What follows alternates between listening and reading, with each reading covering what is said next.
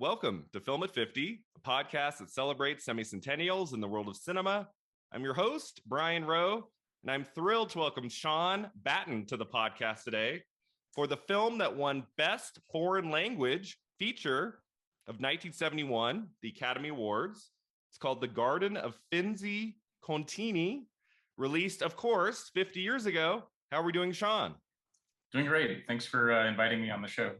We met at Loyola Marymount University. We were students there from 03 to 07.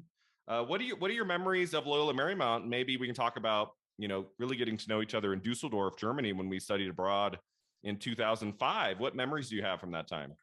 The campus was so beautiful.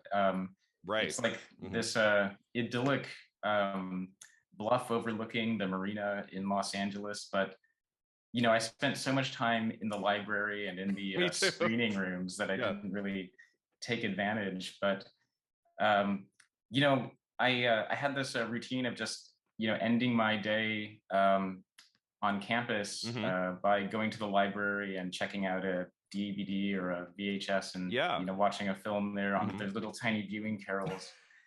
Right. Wouldn't you bring some of us in there at times? I want to say you'd have screenings and things, right? Yeah. They'd have you could just rent a classroom or a little tiny side room and watch something on a slightly bigger TV.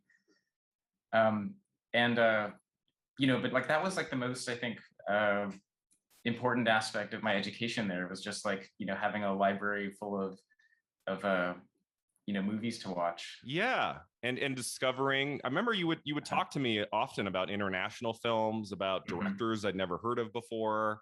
Had you been aware of this movie before it came, I brought it up to you a while back? This movie I had never heard of. This you had never heard of. You did not watch this one at Loyola Marymount. Yeah.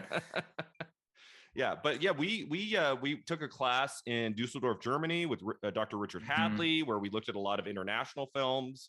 One of the films we looked at, I remember, was The Discreet Charm of the Bourgeoisie, which came out in 72, next year's Oscar winner for a foreign language film. And I think it was mostly focused on German films, if I remember correctly, because we were in Germany at the time. That was, I want to say, the first international cinema class I'd ever taken. And so we were just inundated with all these really cool movies by directors and things that we hadn't really heard of or known much of, and that I've gotten to explore in much more detail over the last 15, 16 years. What role has film played in your life, Sean? Do you remember when you were young, how you came to be interested in film and filmmaking and where that came from? Movies, I think everybody, who grew up in the 20th century and beyond has just been, formatively impacted by movies. And as a kid, I loved Star Wars and movies like Tim Burton's Batman, and would just my brothers and I, we would watch the VHS tape of these films and then just rewind it and watch it again straight through, in the same sitting. But so I think it was quite understandable that's I want to do something with movies, and go to film school. Yeah, there is this really special moment, right, where for years as a kid you're watching these movies over and over, and then for me it was around age 13, age 14 where it just kind of clicked. I went, oh, this is people's careers, writing about films and making films, and I can actually go to a college program and study these things and have that be what I really focus on for 4 years in college. And it's when that moment hits, you're like, oh my gosh, this is so great. This is cool. Thinking about just the way that you watch movies when you're a kid is so specific to that time in your life, where you just get so involved in the world of the film and just so immersed in it. And I remember when I was a kid, the first times, I would play with my parents' video camera. It was less because I wanted to make a movie and more because I wanted to live as a character in a movie. So my brothers and I, we had this series of films that we would make that were these Indiana Jones knockoffs that we would shoot in our backyard. And the impulse, came not to make a movie, but to be Indiana Jones and and to kind of live in the same world that he did. But when you are like trying to make up your film as you go along, and you think like, okay, well, we've shot the film in this direction, but for the reverse angle, it doesn't work now that we're like facing like our like bedroom mirror or something. So now you've got to shoot that in a different location, and you just start to like really get into the logic of filmmaking and like how to like create a fictional world that doesn't necessarily correspond with the world in which you're filming it. I just remember the thrill of when I got my first like editing software where I could actually film something and take it, like put it onto my laptop, computer, whatever, and actually cut it together and have it look like a real movie, even if it was just 5 or 10 minutes long. I remember that was really exciting. I was 16. Yeah. And then I just started making movie after movie, and that I was just like on my way. Yeah. There's a story about a Russian filmmaker named Alexander Medvedkin, who when he made his first movie and made first edited 2 shots together and played them back on the projector, and the 2 shots suddenly created this like fictional world together. He was like so overwhelmed with emotion that he started crying, because of this this like ability to totally like create a world through through like fragments of this one. And then we went to college and we made films, and I made some films for my classes and I made some others outside of class. What's weird when I look back, it's like the films that I made not for my classes are the ones that I like today, and the ones that were more structured and had to be a certain way, it has to be 10 minutes, it has to be this, has to be that. Those I look at now and I'm like, but I remember yours was really great. Didn't you shoot your thesis on black and white film, if I recall? I remember I don't know what I did for you. I think might have been the script supervisor. Like I remember I worked on your film, and that was a lot of fun. Yeah, I wish I had seen more Destica films when I was making mine, because I hadn't I think my film suffered from a complete incoherency in terms of its conception, because I wanted to go for this like gritty realism, but I also like was just like too lazy to try to go out and find like a location. So I decided I would build a set, on the sound stage, which I didn't realize would be, 10 times more effort. Yeah. And I just remember being so exhausted from having, stayed up for like 2 nights straight, building this set. Yeah. That like when it came to like shoot the film, it was just like in this like walking dream state. And then did you work on any of my films? I remember I directed you in a short once called Ghost Baby, where you were like the exorcist at the end, or like the doctor or something. Yeah, I'm trying to remember. Film. Yeah. that was excellent. Written by our pal Katie Bodie. Yeah. It's the only movie I ever made in the like 8 years I was actively making films. The only movie I ever made that I did not write. Like she wrote me a script and then I directed it. And I remember it was such a great bonus to get you for that last character at the end. You were so hilarious. You could have been a great comedian, Sean. Yeah, maybe. Yeah, but yeah, those were some fun times. Like 05 to 08 was just such a really exciting, fun time. Working with you on so many movies and watching films with you, and taking us up to today. Can you talk a little bit about kind of how is film playing a role in your life now? You're in a PhD program, right? If you could talk a little bit about like what you're studying and how that's going. Yeah, thinking back about when we were young, and a lot of the films that we were exposed to in school, and how they kind of planted seeds that really grew into something later, without really realizing what an impact that they'd had. But a film that I think we were shown when we were in Germany together was Sans Soleil by Chris Marker. And and so years later I graduated, and I worked in like the film industry in various capacities for a long time, and but I always had this like idea that I would keep my day job and make films like on the side, just kind of as a more like artisanal hobby kind of practice. But I remember I went to a rummage sale that was selling lots of film equipment, and I was trying to think like, what kind of microphone cable or gig should I pick up? But then I saw a stack of like French film magazines. And I got so excited, and I ended up, as I was like walking away from this rummage sale, I realized, I was probably like more interested in like reading and writing about films, than actually, making them. Making them, yeah. I had that same realization yeah. too. It's so hard to make a film. It's so exhausting. Yeah, anybody who can just like make one film after another is it's mind-boggling. It's amazing to me. It's a lot of respect for that. Yeah. But so I ended up going back to school, and now I'm trying to sustain this habit of reading and writing about films, as in place of having to do anything else for a career. Yeah. Do you have like a book you'd like to like publish one day? Like, is there like a certain kind of film or genre or director or anything like that you're kind of like working on now or looking forward to researching and writing? So like this film that we saw, Sans Soleil by Chris Marker, it's like as the years went on and his films would gradually get kind of re-released and redistributed in the US, and I'd see more of them. I just became like obsessed with with these films. And so, what I'm working on now is kind of a survey of a lot of his activities, especially in the earlier part of his career.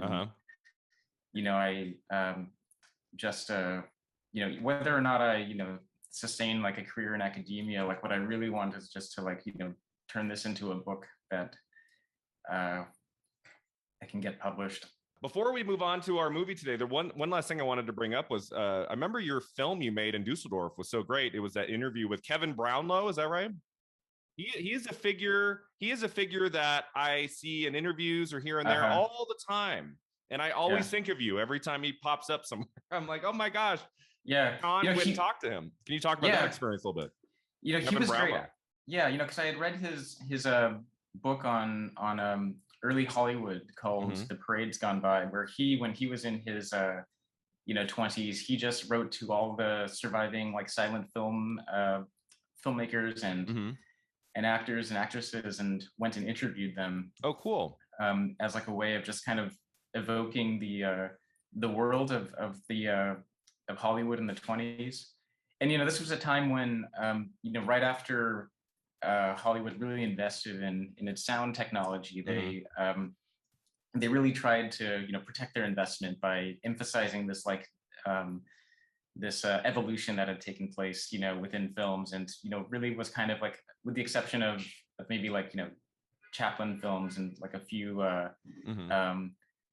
classics, really tried to like put silent film away so that it everyone would accept sound film as like the way of seeing films. And it wasn't really until his book came out that there was like a revival of interest in in really going back and rewatching and rediscovering a lot of these once beloved stars like Mary Pickford and he got a chance to he got a chance to interview those people. Yeah. Wow, that would have been so cool. Yeah. So, he's really generous, I think, with his own time. I sent him a letter asking if he would, participate in a interview, and, he accepted. And so That's so cool. Does he still live overseas today? Do you know? Yeah, I think he's still in London. London, okay. As far as I know. And he's, I don't know, but for decades, he not only was he writing, tomes of like film history and making documentaries about people like Buster Keaton and Charles Chaplin, but he was also actively restoring films, and his his life's work has been the restoration of Abel Gance's Napoleon, and I think it's like a film that's like so spectacular that you can't really distribute it nowadays, because it requires like 3 projection screens, and Yeah, I want to say, so I watch Turner Classic Movies all the time. I want to say in the last year, I can't remember what it was, but I remember there was something that he had put together. Yeah. And I went, oh, Kevin Brownlow. I remember that from Sean's movie. And then I believe he won an Academy Award. Yeah. He was given an honorary Academy Award. Right. In the last 5 to 10 years, something like that. Yeah, but, you know, so that was cool. Yeah, definitely deserves it, you know, for the, you know, the impact that his own, you know, enthusiasm has had in just reviving interest in the just the world and the language and the films from the silent era. Yeah. Do you still have that interview? Do you still have that? Yeah, you know, I never like finished it to my satisfaction then when we were students, and I've always meant to go back and return to it. And so now I just hope that the hard drive still works and that the yeah. Something I did, yes. I moved away from LA in 2011, and the last thing I did those last couple months was I basically, like, I got all of my important films, like the ones that I like the most, and I put them all on some DVDs, and then I would eventually put them up in the cloud. So if the DVDs were gone in a fire, like they're there somewhere. That's something that was important to me. So yeah, I don't know if you ever get that back out. I would love to watch that documentary again. I really love what you put together. But yeah, that takes us to our movie today, The Garden of the Finzi-Continini. So winner of Best Foreign Language Feature of that year. Do you care about the Oscars that much, Sean? Is that something that do you watch the show every year? Do you like Oscar history or not so much? I'm interested, but you know, there was only like a short period of years when I had the free time and the ability to actually like keep up with all the movies that were coming out, you know. So now it's gone back to, you know, I've seen like maybe a few of the like bigger films, but you know, when it comes to like a lot of the foreign language films, you know, I usually haven't seen them by the time the ceremony happens. Yeah, although, you know, it's like now it's like it seems like they wait for the Academy Awards before they really release the films in the US, you know, trying to have that award win as like its main marketing strategy. Well, we are in a place now. I mean, as much as I am a champion for the theatrical movie going experience, a lot of these smaller films that even 5 years ago, I would have to actively go to a theater or wait 2 months for it to come here to Reno. A lot of them, especially those foreign films, usually they show up on a streamer. And I have like a bunch of them. I probably have way too many. But it's usually by the time the ceremony comes, like I can just buckle down for a couple weeks and try to find most of them at home. And then the ones that are theatrical only, I will obviously go and check out if I feel safe in doing so. So that's been kind of nice. But I agree. It's hard when we're both, you know, researching a lot of films that are not necessarily brand new. And so like for me, when I have a free afternoon, evening or something, I'm watching a film for this podcast, not so much watching a brand new movie that came out a week before. So it can be hard to keep up. But I've always loved Oscar history, and it always intrigues me to see, okay, why did that movie win over that one? And I have not seen any of the other 4 films that were nominated for foreign language film for this year for 71. Although one is called The Emigrants, and it was nominated for Best Picture of the Year the following year for 72. Which is really weird. Like it opened internationally in 71, and then it came to the United States in 72, and it was so well received here that they nominated it for Best Picture the following year. That sometimes happens, but did not happen with this movie. So I have just a brief synopsis of the film. I did not really know how to for the first time in a year, Sean, I didn't really know how to synopsize this one. So this is from IMDb. I'm just telling that to our listeners now. So here we go. And I apologize if I mispronounce anything. This is a foreign film. I might mispronounce some of the names, some of the places. You can correct me if I'm wrong, Sean, or, you know, those of our listeners, you can send me an angry email. So this film takes place in the late 1930s in Ferrara, Italy. The Finzi-Continini are one of the leading families, wealthy, aristocratic, urbane. They are also Jewish. Their adult children, Nicole and Alberto, gather a circle of friends for constant rounds of tennis and parties. Lots of tennis in this movie. Lots of tennis and parties at their villa with its lovely grounds, keeping the rest of the world at bay. Into the circle steps Giorgio, a Jew from the middle class who falls in love with Nicole. She seems to toy with him and even makes love to one of his friends while she knows Giorgio is watching. While his love cannot seem to break through to her to draw her out of the garden ideal, the forces of politics begin to close in. So it's kind of like an interesting film in that we're seeing this very kind of peaceful, tranquil environment, but we know that something is brewing in the world of history and in politics around them. It's kind of like the nature of this movie. Is there anything else you'd like to add to that? Does that kind of set up the movie? Yeah, I'm unfamiliar with the book that it was based on. Right. Like the film has this very like novelistic feeling to it. It does feel like a novel. I wrote that down too. Yeah. Like takes place over the course of years. Right. It's not just like 38. Yeah, it's like over the course. What is it, like 38 to 43? Something like it takes place over like 5 years, I want to say. Yeah, something like that. Somewhere around there. Yeah, there's a lot of characters and yeah.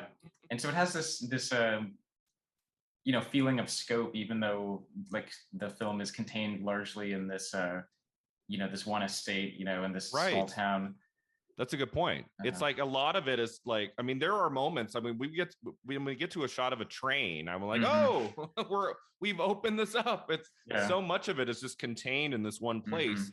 But yet, and I think it's a lot of it's to do with the cinematography and the moving camera. There is a sense of scope to this, even though we're kind of just set in this one place for many minutes of the movie, for sure. So I have some background information I'd like to share, some research I did on the film. So the film was directed by Vittorio De Sica. Is that how you say it? I never took Italian, so I can't. Vittorio De Sica, who I know of his film Bicycle Thieves from 1948, which I believe in the US is called The Bicycle Thief. That's what I thought it was called when I watched it many years ago. But on IMDb, it says Bicycle Thieves, plural. So I'm like, okay, there can be two. That's fine. But that's the film I know him for. This film, the Garden film, was a personal triumph for him because he had not had a hit film in 7 years. His previous hit was called Marriage Italian Style in 1964. And he made some films that didn't go so well. This was like his last big hit. He would go on to make, I believe, one more film after this before retiring. This was his last kind of hit film internationally. And of course, with all of the awards, it won more than just the Oscar. It won some other stuff too.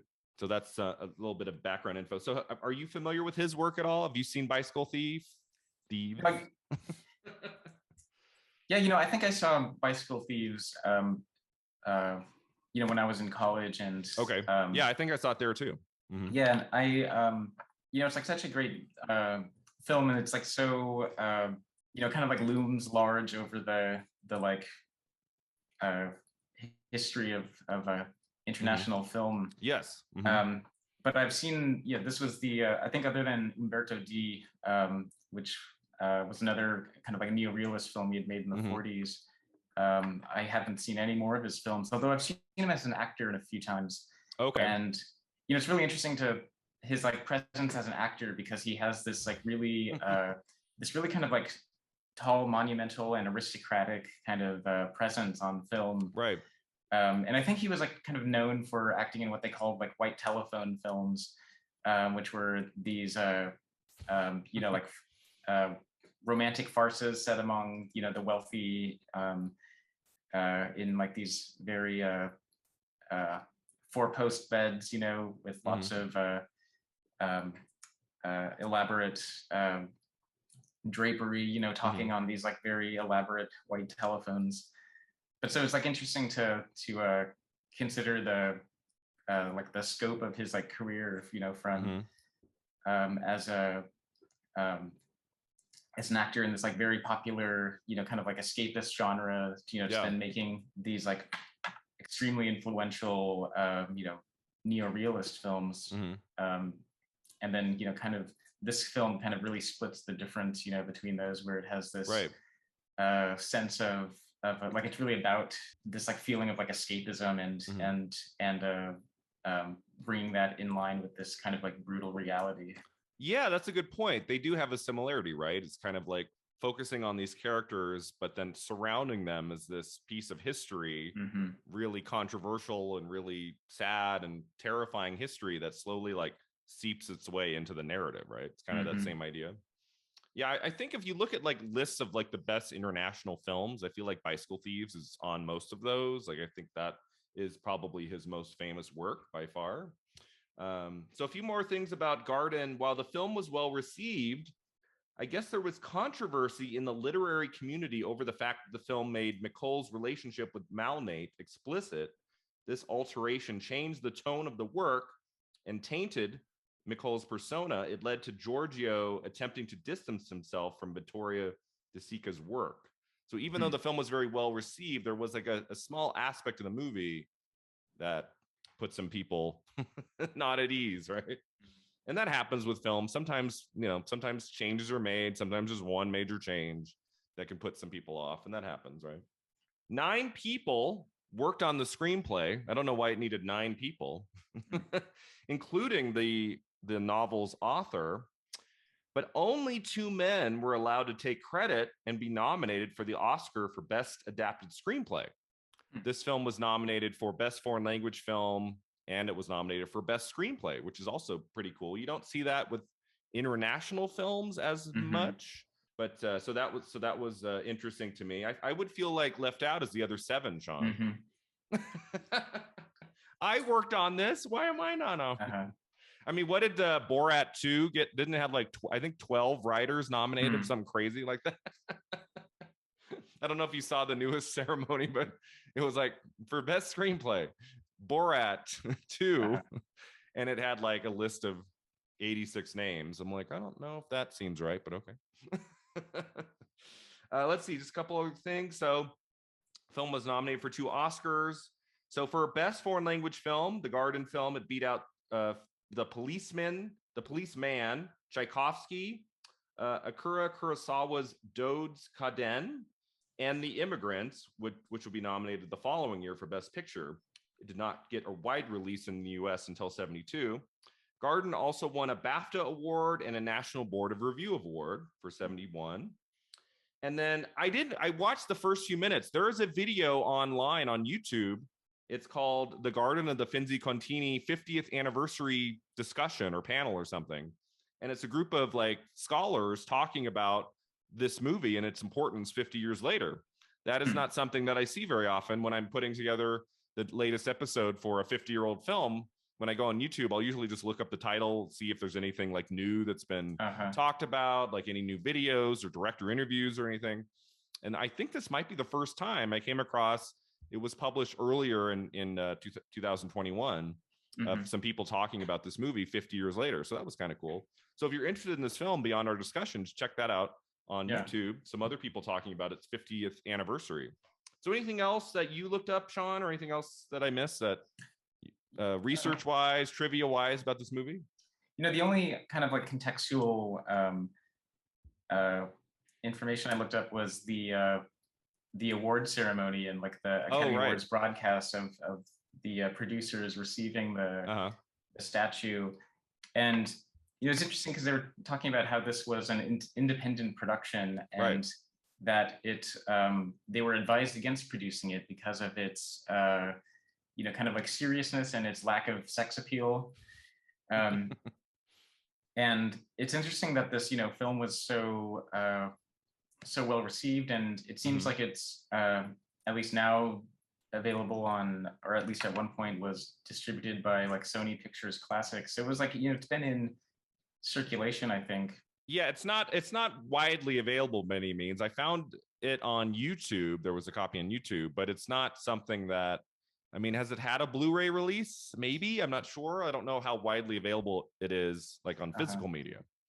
But it always, it's interesting to me how the films that are like in the forefront of our minds, something like Bicycle Thieves, it like establishes this reputation and then kind of like gets sustained by appearing on these like best of lists that then people seek out and watch and then say, wow, this is good, I'll put it on my best of list, and it kind of gets perpetuated. Whereas a film like this kind of drops out of the discourse or the kind of like public memory. except for perhaps the Sika specialists or.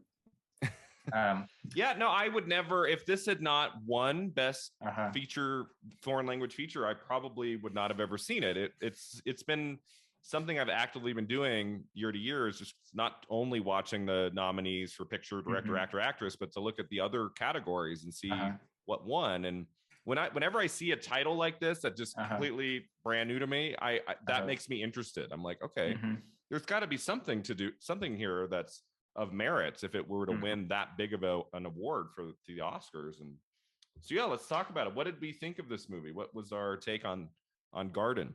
I thought it was, just like beautifully shot, and the opening sequence as this group of like beautiful young people in their tennis whites ride their bicycles through this estate, and it just has this like it's like in the spring times, there's lots of green, and the camera is like constantly panning around these trees. It's always moving. And it's moving. It has this like handheld quality, so it doesn't feel like staid and overly formal. It has this feeling of kind of youthfulness and this like kind of like liveliness.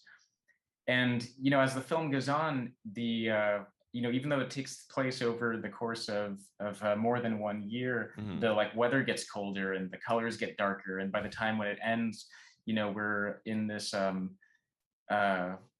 convoy of Jewish deportees, and now everyone's in black, in their kind of like winter overcoats, and the emphasis now is on these like aged members of the family, and there's this just like tonal shift of this like passing away of this kind of like youth and sense of like possibility and of like life to come, and it's just this like sense now of this closing off of like possibilities of as the realities of fascism kind of take over the lives of these families.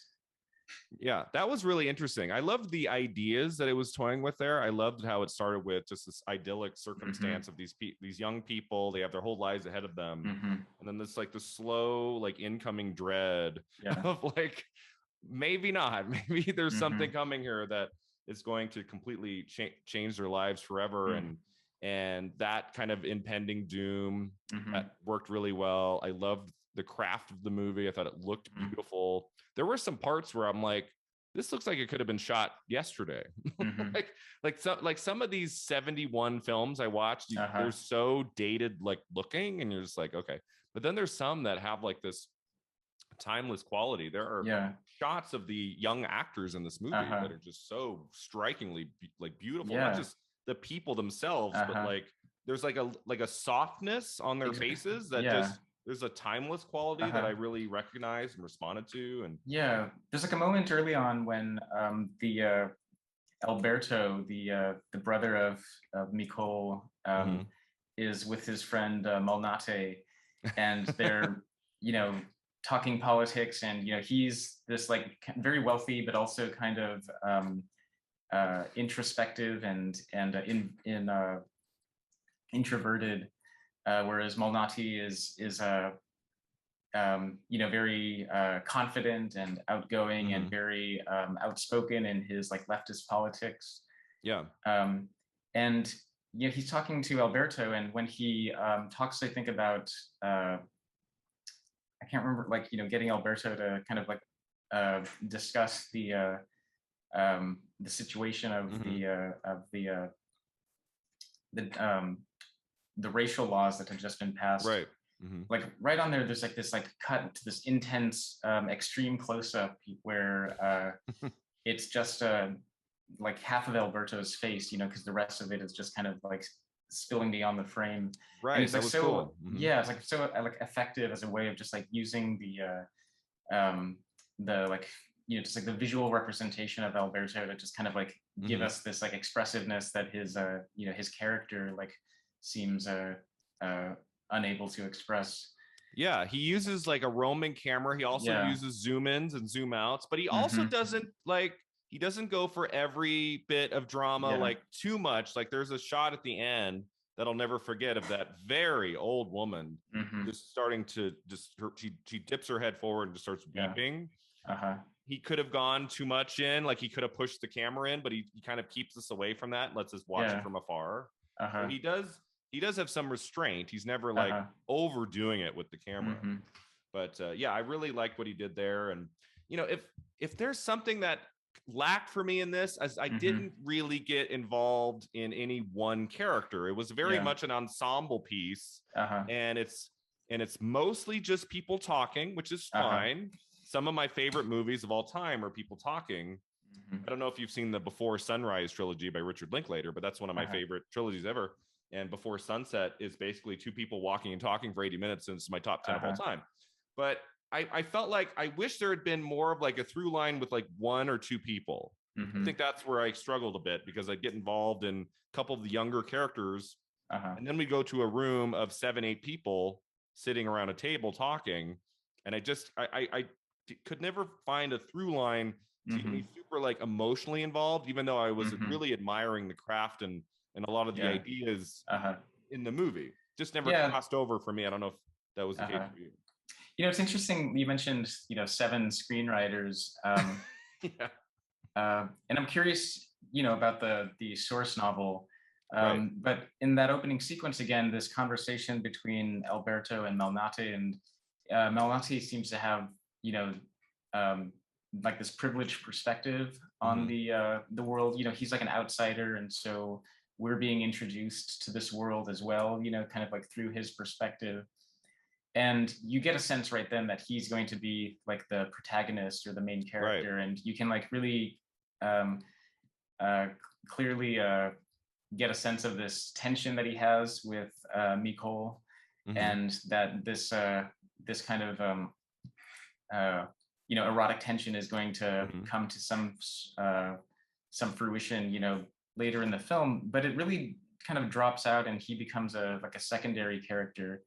And I was a little, I was looking forward to a lot more of like conflict based around these kind of like political issues of Malnati and his sympathy for the workers, and his and whether or not that was going to play into his conflict with Giorgio and Nicole, but it doesn't really. And so the characters just become really passive, that's what I wrote that word. I was like, there's a lot of passive characters throughout this movie, when I don't need constant arguments, tension, conflict, but I felt like considering what's going on around them by the second half, I'm like, why is there not more conflict here?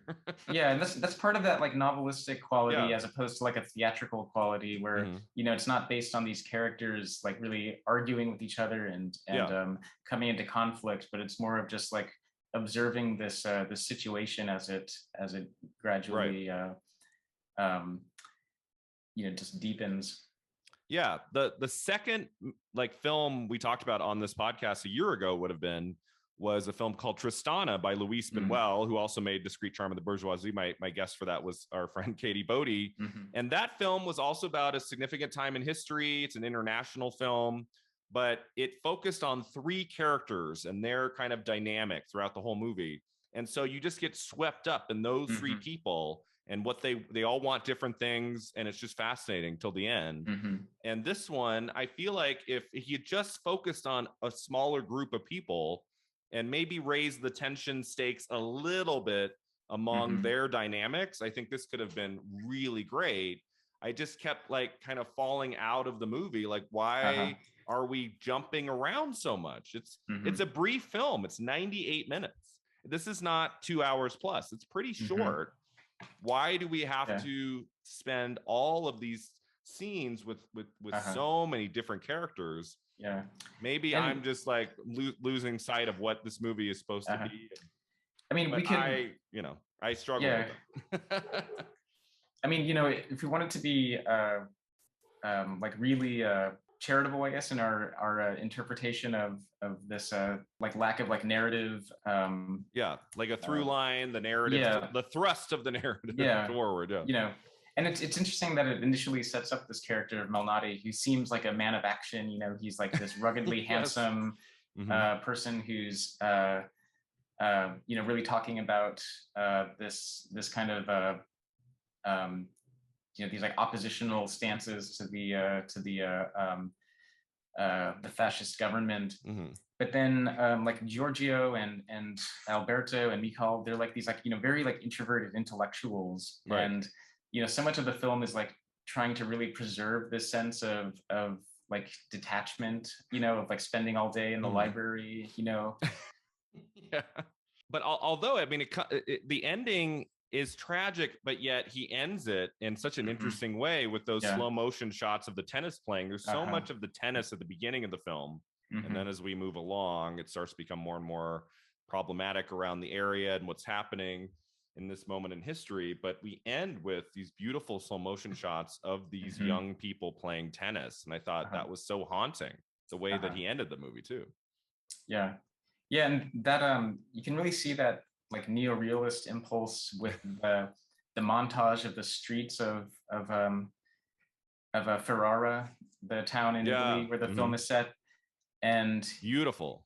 Yeah, but it like gives you this, like there are these really like vacant, street scenes that really emphasize the like absence of the people, this like sense of those who were deported, and it comes across as like a really documentary quality. Like this is not just the diegetic world of a film, but we're looking actually at Ferrara, where this the kind of story narrated here, like really did happen many times over. And I thought that was a really powerful way of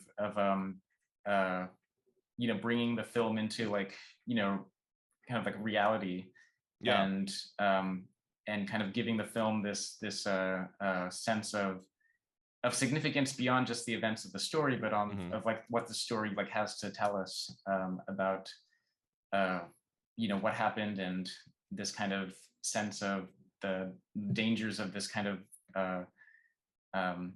political like apathy or passiveness. Yeah, the film is a great sense of reality, a sense of place. There's a review I read online of someone who said, "Oh, this was shot in my neighborhood," and it took me back to when I was a kid.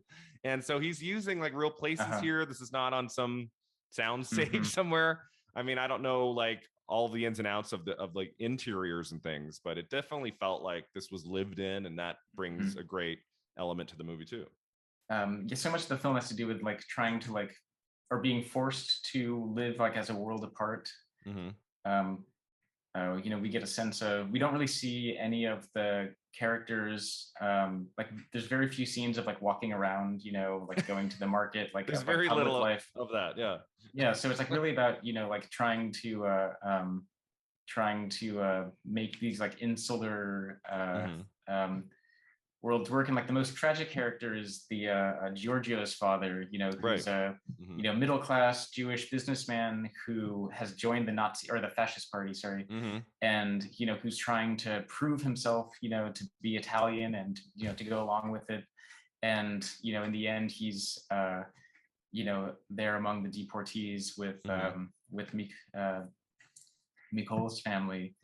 But it's it's a film that like the significance or the power of the film comes less from the drama and from the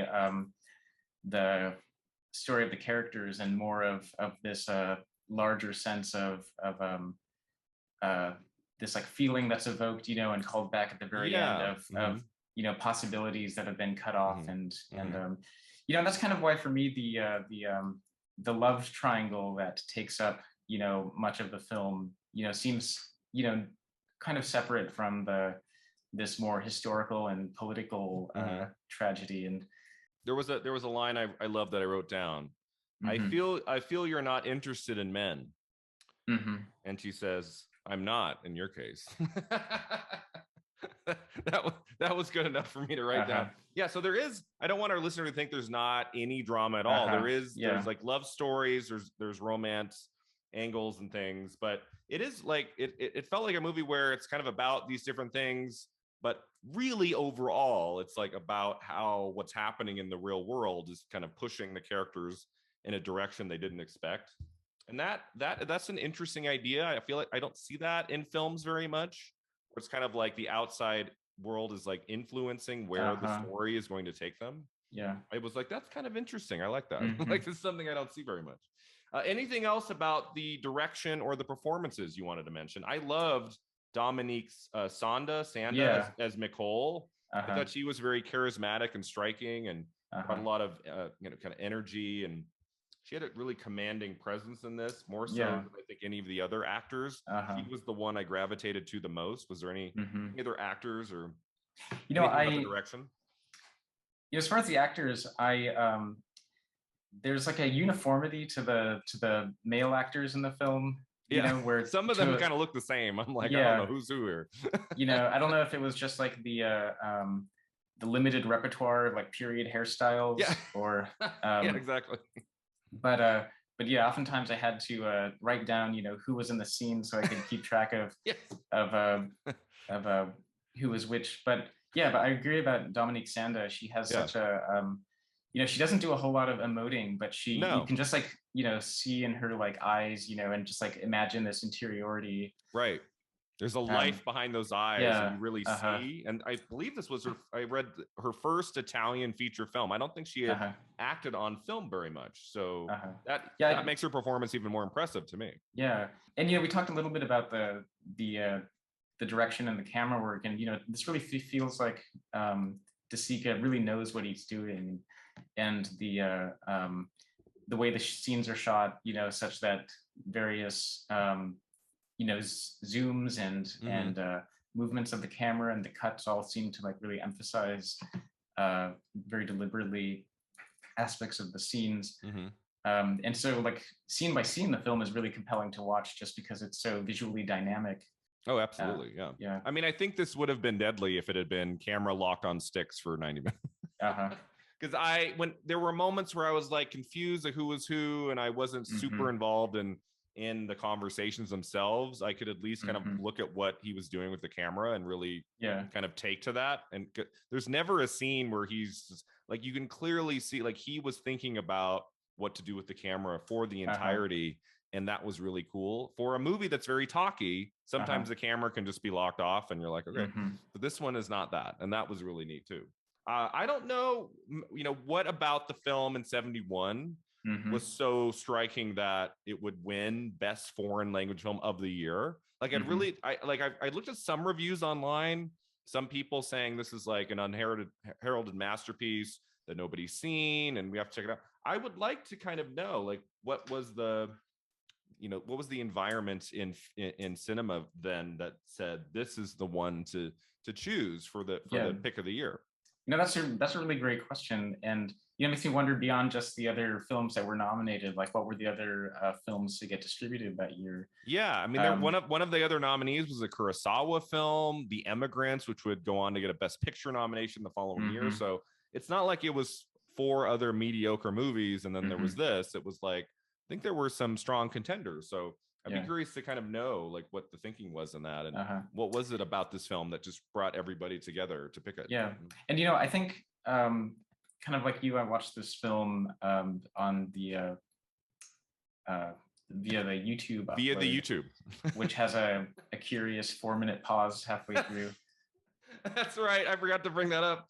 I'm watching it and I looked away for a moment. I looked back and I went, it's messed up. And I went like a minute. I'm like, what? So if you watch this film on YouTube, listeners, keep in mind, I can't remember what part it was. Was it close to halfway? Something like that? It just pauses for 4 minutes. Yeah. But I think I don't know I don't know what happened. Yeah. But I would be really interested to see this film again, like on a big screen, because I imagine that probably has a lot to do. And a lot of what we were wanting out of like a compelling narrative, comes from the experience. And probably like the way that, watching it on a laptop or a home TV, like doesn't quite immerse you like in a theater. We may just be like so caught up in this environment and like, the world that it's presenting on screen that we wouldn't feel that lack. I ask myself sometimes if there's a film that a lot of people love or like even, and I watch it at home and I'm not getting involved. I wonder, like, if I had seen this opening night on a giant screen, unfortunately, like I'm not in LA anymore. I don't have access to a lot of like international films on the big screen. like the theaters by me, they'll get Fast and Furious 17 on every screen, and then maybe one little screen in the back once in a while we'll get an international film, but very, very rarely, which is upsetting to me. I wish we could get more of those, but especially the environment we're in now, it's hard to get smaller films in a theatrical setting these days, which really is terrible. I don't like it. Yeah, just on a tangent though, like I've been living in Los Angeles and now Chicago. I've had a lot of opportunity to go, see not only new releases but also like repertory films. Oh, cool. And so during the pandemic, I've been streaming a lot more. Yeah. And I've noticed that there's such a difference, between, films that are like kind of like conceived, as like theatrical films, and films, and especially TV shows that are meant to be kind of seen, in your home, when you're, and a lot of it has to do with this emphasis on constantly, compelling like drama and conflicts and narrative, just like turning along every scene, is a clips along every scene. Exactly. Which is something that, like a film that's meant to be kind of like immersive, in a theatrical, doesn't necessarily have that same like necessity. Like you can really just like make a film out of atmosphere. And, and so a lot of films, I think, like don't translate well to, being at home. When I was teaching a class, I was like really trying to think of like, what are some films that would translate well to being seen on a laptop? So exactly. Like a lot of the films that I would normally show to students, that to like blow them away, something like, Gravity, which really shows off the Gravity is a tough one to watch at home unless you have an 80-inch screen TV. Yeah, and like surround sound, it's like a lot of the like meaning of the film comes from this experience of being like surrounded, and if you're watching it on like with headphones, you just don't get that. Exactly. It's still a good film, but it doesn't have the same quality as when I saw it opening night in the biggest screen in all of Reno, and it was spectacular. Like, wow.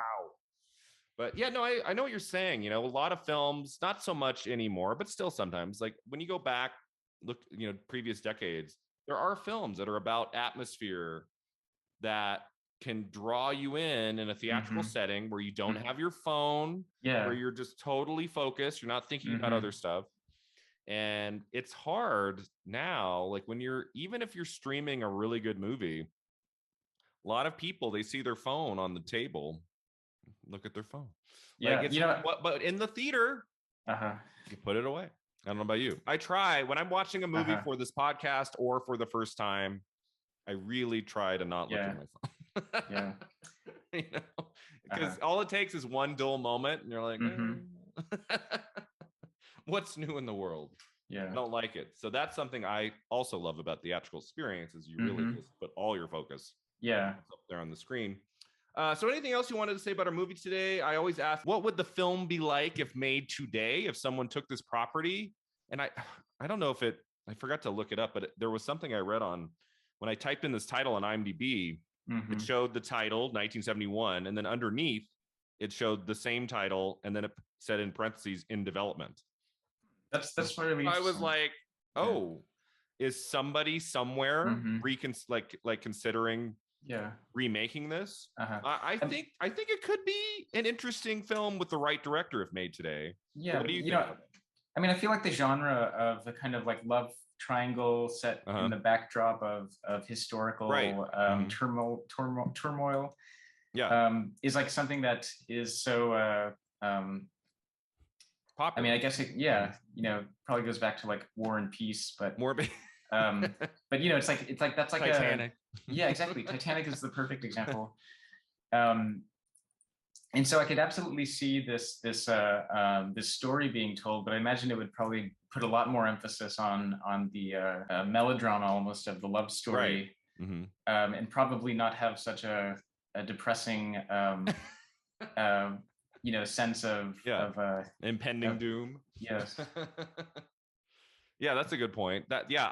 I thought if they made it today, I feel like they would focus in on fewer characters, and we'd probably in 2021, if they had enough budget, like we would get more of a sense of the outside world. Yeah. Maybe I think they would maybe go outside and I think there would be more of an emphasis on the drama like between the characters, I think, if they made it today. But I don't think a whole lot would necessarily have to change if they made it now, because the 71 film is a period film of a previous decade. So I don't know. I'd be curious to see if they made this in the next year or two, like who they would get for the cast. Yeah. And if they would it be another international production, or could someone make it, I don't know. It'd be interesting to see. But yeah, I think you have a good point there. I mean, I can really understand also the impulse to return to this, since so much of what the film is dealing with this kind of the rise of this international fascism is something that has that we've all been living through now for the last decade or so, and this there's a real like urgency to kind of like returning to a story like this and being able to see what it still has to to show us. I think it's worthwhile. I mean, not to say that I'm for every movie being remade, but I do think it's worthwhile to go back to maybe some lesser known films from 50 years ago and just looking at the themes and the ideas. Doesn't have to necessarily be the whole movie, but like taking maybe some concepts or some ideas. I think it can always help a new up and coming filmmaker with some, some old ideas, but made fresh in a new way that we've never seen before. I think it's worthwhile. And I think this one, there's something that could be done with this one. So yeah, so I think if you're interested in international film of the early 70s, I think this is worth a look for sure. I mean, keep in mind, it's not a movie that's like a lot of drama and conflict every minute by any means. You have to really come into this one knowing it's kind of a quiet movie with a large ensemble. It's not for everybody, but there's some interesting ideas and themes going on here. I'm glad I looked at it the one time. Anything else you'd like to say about the movie before we move to our final two segments?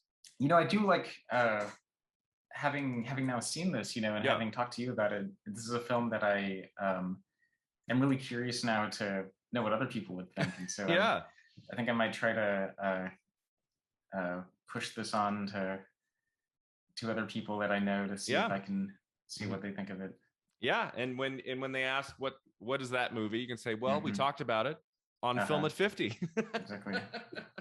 That's part of the reason why I do this. It's an excuse for me to seek out not just the big major films of each year, like we're coming up to here, The French Connection, Last Picture Show, Fiddler on the Roof, some big titles from 71, but also explore some of the smaller films that I probably never would have watched if not for the podcast. So that's what makes it so much fun, is discovering new films, that many of which, even just a year into this podcast, I still think about.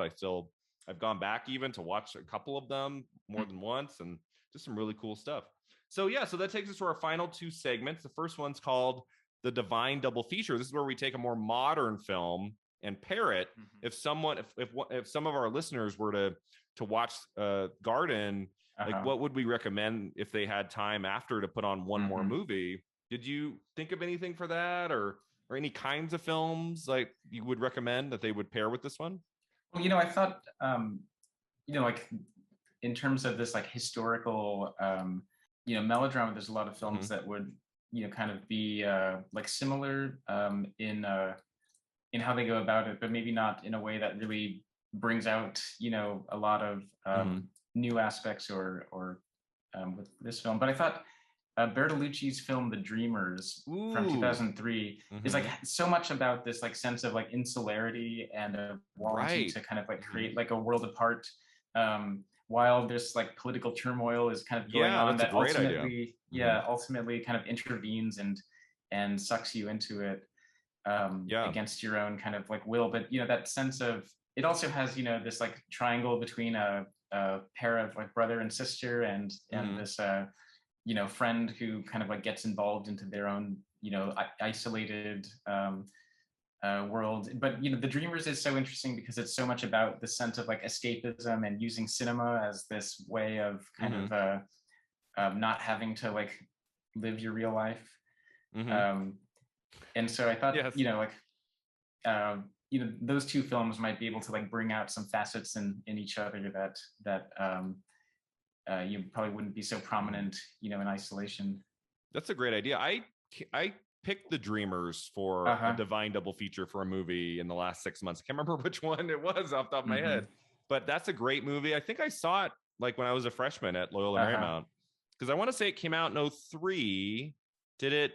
Was it in theaters when I moved to LA? I can't remember if I saw it in a theater or if I watched it like in my dorm or something, but I saw it pretty early on and I just fell in love with it. I love the cast in that. The energy of the filmmaking is so striking and really cool. And I remember at the time I was intrigued because it was rated NC-17, and that was very rare.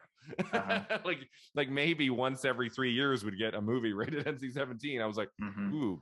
And the cast, and a very young cast, and a young Eva Green, I want to say, Michael Pitt, just a great group of actors, and it's a really great movie. That's a fantastic choice. I went with something a little bit newer. I went with Jojo Rabbit. Oh yeah, also kind of set around the same time, looking at this horrific time in history through the eyes of a young boy, and the way that the director Waititi brings humor into the situation. I just think it's a really spectacular film, and got such a great vision from the director. I don't know. Did you see Jojo Rabbit? You know, I will confess, I could not make it through. You can make it. But you know, like it's I like didn't love the movie, but it was interesting. I liked a lot of it. But you know, it's like has like such a contrasting temperament. You know, with the way that it tries to approach this like same period. Yeah. But it has like a lot of the same themes. You know, like this idea of like trying to, in a way, almost like dissociate from what's going on, and you know, kind of pretend like it's not out there. We'll just bury our heads in the sand. Exactly. Yeah.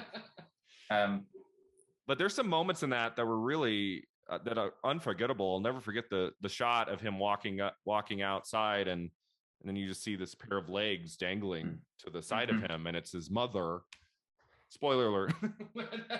But that was like, I mean, that was so, I mean, a film that has so much humor and lightness at times, it does have moments of darkness too. And I just think he's a really talented writer, director. Taika Waititi, he's so great, and looking forward to what he does next. So yeah, and I think after Garden, you'd want something with a little bit of humor in it. I think like that would help too. So I went with Jojo Rabbit, but The Dreamers is another great choice. I have not seen that movie in a long time. I really should check that out again. It's a great movie. So that takes us to our last segment called Beyond the Flick. And this time, instead of talking about the career of one of the actors or about the director, who I still need to see more of his work to really like talk about his filmography, I thought we'd end today by talking about the 1972 Oscar winner for Best Documentary Feature. Went to a film called The Hellstrom Chronicle. So at the same ceremony where Garden got its foreign language film Oscar, same ceremony, documentary went to The Hellstrom Chronicle. Well, we both watched a little bit of this. What did you make of this one, Sean? Yeah, this is a film that I'm kind of curious how you'll be able to summarize it. Yeah, I didn't know how to summarize this either. So I also pulled that from IMDb. Just so everyone knows, in a year of doing this podcast, I kind of dip into some of what people have said, but I try to write the synopsis by myself. And this one, I didn't even know what to say. So for those of you curious what this documentary, I air quotes, kind of a documentary. This is from IMDb as well. So this unique and quirky offering combines elements of documentary films and horror films to illustrate the potential threat posed by the world's insects. With their collective intelligence, high capacity for work, and sharp instincts, the film argues they are waging a struggle against humans for supremacy of our planet. Expert cinematography captures footage of the small creatures, some quite tiny and elusive, interspersed with clips from horror films to achieve dramatic effects. Is this a documentary, Sean? You know, I was really curious. Like, this is one of those like cases that really tests the Academy's definitions. You know, because this one, and a few years earlier, I think in 1967, the documentary winner was this film, The War Game, which was originally a BBC film from about totally speculative film about what would happen if there was a nuclear war and Britain was hit by nuclear weapons. But there's no documentary footage in that at all. It's all actors kind of portraying this scenario that has not happened yet.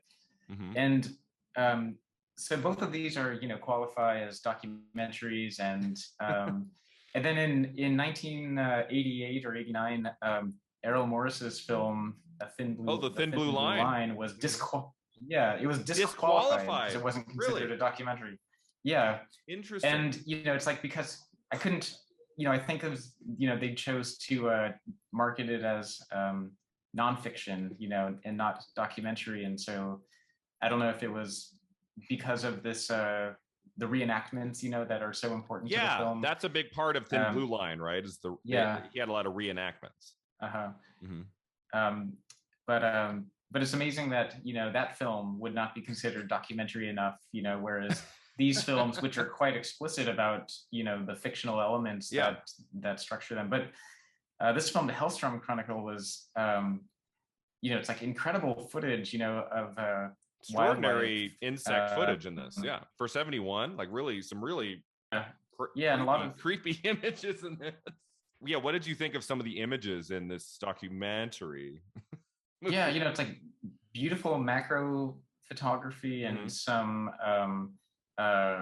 like motion control stop or time lapse shots that are like so intricate and so beautiful in how they kind of choreograph, like for instance these like growing stalks of like flowers and grass, and the way that the camera kind of like rises along with them while changing focus. And so like really, really elaborate cinematography. And the way that it, the whole film is about cultivating this like hysterical sense of insects as monsters. That it's like such a curious tone for a film that in this way of kind of enlivening a documentary about insects by trying to turn it into a monster movie. It's like taking Alfred Hitchcock's The Birds one step too far. So two pieces of trivia about this movie I found really interesting. This film, for the theatrical experience, was not promoted as a documentary. It was promoted as a science fiction thriller. That's how they try to get people in the theater. And then I read that the film was released on a double bill with Willy Wonka and the Chocolate Factory, which was also a production by David Wolper. So I'm trying to imagine like the parents bring the kids in for Willy Wonka, and then when it ends, they could stay for a second feature, and it was this movie. Okay. I wonder how much footage they were able to repurpose for the nightmare boat ride. I know. I'm like, did they just like, if it's the same producer, did they just cut into like, that's actually a great point. I didn't actually confirm that. Is some of the boat ride footage from Hellstrom Chronicle? Probably, right? Yeah. Probably some. I talked to the actress Julie Dawn Cole, who played Veruca Salt, and I asked her, when you were filming the boat ride scene, were you seeing all of those images? She said yes. That was not added later. They were flashing those images during like the production of that scene. So they would have had to have shoot this movie probably fairly early on. The production of Willy Wonka was in the fall of 1970. So I don't know if they would have had access to those images. I don't know. I mean, I imagine this kind of like wildlife photography is something that you have to accumulate over years, in order to just be able, like, it's not something you can just like, shoot in a matter of weeks. But it is a weird film. I mean, we have like a scientist guy talking to us at different parts of the movie, and it's not a real scientist, it's an actor. So I'm like, how does that qualify to be a documentary in the first place, let alone win Best Documentary of the Year? But I do love this like possibility of being so ahead of its time in the mockumentary format, that nobody appreciates the film as an exploitation film, so you just repackage it as a documentary, and now it's like exciting. Yeah, if Waiting for Guffman by Christopher Guest had come out in 71, maybe that could have won Best Documentary. And then 10 years later, they're like, oh, that was not real. Oh, well. I don't know. Should have happened. But yeah, any other thoughts? I didn't watch the whole thing. I kind of watched some of it. It's also on YouTube. YouTube is apparently the place for some of these more obscure films to go. And I was working on something while it played in the corner of my screen, and I would just look up and I'd be like, what is happening right now? There's so many like really creepy, odd images of insects being devoured by other insects. And it gave me kind of the heebie-jeebies at times. I'm like, oh, to see this in the corner of my laptop screen is kind of freaking me out. If on a giant screen, this movie would have probably sent everyone to an insane asylum by the end of the weekend. Yeah, I recently have been watching some of the wildlife films that Disney produced in the 1950s. Oh, right. I saw some of those too, on Disney Plus. Exactly. Yeah, and one of those actually for a while they were like cleaning up at the Academy Awards, I think, and so it's interesting. Yeah, so it's interesting how big a part of like the documentary scene and the awards scene were these nature documentaries. And especially like the Disney films, are also probably wouldn't qualify as documentaries by our standards. Like they weren't made with like zoologists, they're like notoriously wrong in some of their some of the facts they give, but they're like visually beautiful, and they're all about kind of like turning this documentary footage into like Disney-like cartoons through the use of music and narrators and kind of like personifying these animals and giving them names and like endowing them with this these kind of like human personalities. So in a way, like the fact Hellstrom Chronicle kind of fits within what the Academy really liked in documentaries. Yeah, I mean, I remember watching Siskel and Ebert as a kid, and for years every year they would complain about the nominees for Best Documentary, because in 1994 a great film called Hoop Dreams came out about two young black basketball players, 3 hours long. I think they shot it over the course of 4 years or 5 years, and showing the journey of these two young men. And they both picked it, I believe, as the best movie of the year, and it was not nominated for Best Documentary. So there have been years where some really great work is overlooked. I don't know, it has to just do with the voting body, and but back in 71, some sort of voting body looked at this and said, "This is our winner." I don't know. It's interesting. It's worth a look if you're interested in like 70s documentary films. I mean, the winner for 1970 is a much better film, and that's Woodstock, which was partly made by Martin Scorsese and Thelma Shoemaker and some really great people. It's very long. It's 3 hours long, but it's like really cool the way it's put together. I think Woodstock is a better documentary than the Hellstrom Chronicle. But yeah, if you're interested in 70s cinema and kind of all the big Oscar winners of that decade, might be worth a look. It's easy to find on YouTube. All right, so that takes us to the end here, Sean. Thanks so much for being on Film at 50 for the very first time. I've wanted you on from the beginning. Very excited to talk to you and catch up with you. This was a lot of fun.